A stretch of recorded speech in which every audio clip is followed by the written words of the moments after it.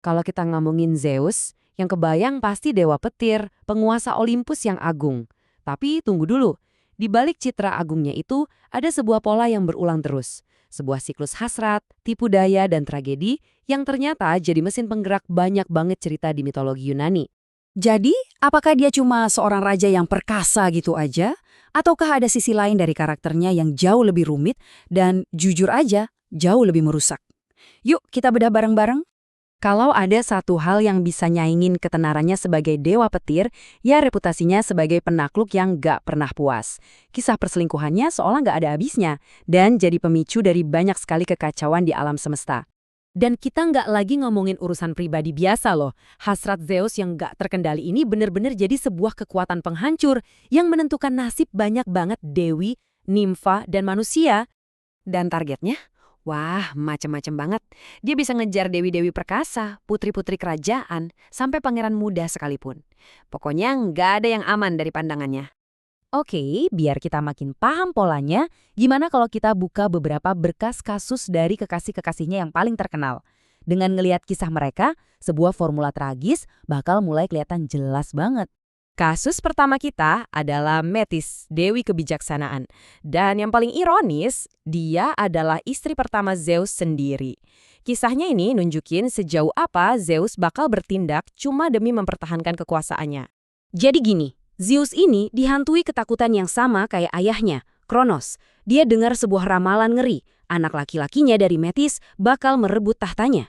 Jadi apa yang dia lakukan?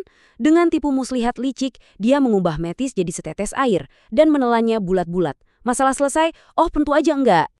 Jelas nggak sesederhana itu, Zeus emang jadi menyerap kebijaksanaan Metis, tapi sebagai gantinya, dia jadi sakit kepala parah banget. Nggak tertahankan. Sampai-sampai dia nyuruh Hephaestus buat belah kepalanya.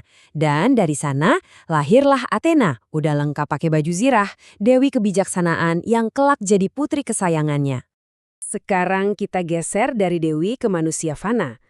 Eropa adalah seorang putri cantik yang menarik perhatian Zeus dari atas tahtanya di Olympus.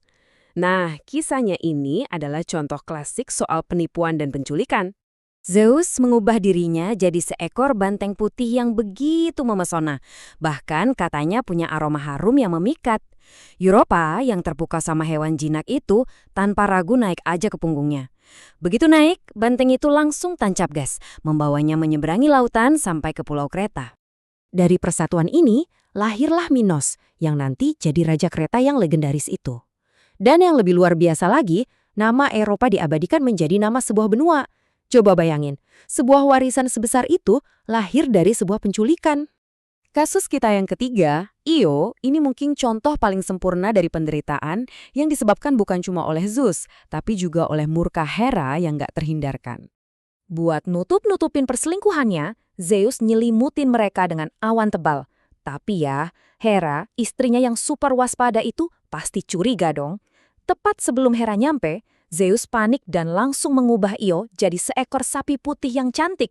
Sebuah penyamaran yang gagal total. Nah, di sini nih, elemen kunci dari polanya muncul dengan jelas banget. Setiap tindakan Zeus selalu diikuti oleh reaksi yang sama mengerikannya dari Hera. Tapi fokus kemarahannya bukan ke Zeus, melainkan ke korbannya. Nah, ini dia intinya.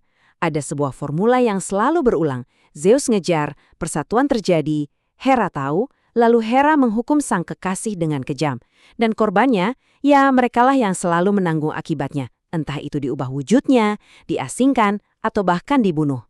Kita balik lagi ke Io buat lihat betapa ngerinya tahap hukuman ini. Hera minta sapi itu sebagai hadiah, terus nyuruh monster bermata 100 Argos buat ngawasin Io tanpa henti. Bahkan setelah Argos dikalahkan, Hera masih belum puas. Dia ngirim seekor lalat penggigit yang nyiksa Io siang dan malam, maksa dia lari keliling dunia dalam penderitaan yang gak ada akhirnya. Ini pasti bikin kita mikir kan, kalau emang Zeus biang keroknya, kenapa dia nggak pernah dihukum? Iya, kenapa Hera nggak melampiaskan amarahnya ke suaminya sendiri? Bukankah itu lebih masuk akal?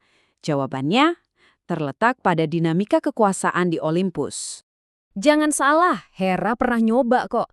Dia bahkan mimpin sebuah pemberontakan buat gulingin Zeus, tapi gagal total. Zeus terlalu perkasa. Sebagai hukumannya, Zeus maksa Hera buat bersumpah nggak akan pernah melawannya lagi. Dan di antara para dewa, sumpah itu adalah sesuatu yang mutlak, nggak bisa dilanggar. Jadi, Hera kejebak. Dia nggak bisa nyentuh suaminya yang nggak terkalahkan itu. Satu-satunya cara untuk melampiaskan rasa sakit dan amarahnya adalah dengan menyasar para kekasih Zeus. Korban-korban yang lebih lemah dan nggak berdaya. Ini benar-benar sebuah tindakan balas dendam yang tragis dan salah sasaran.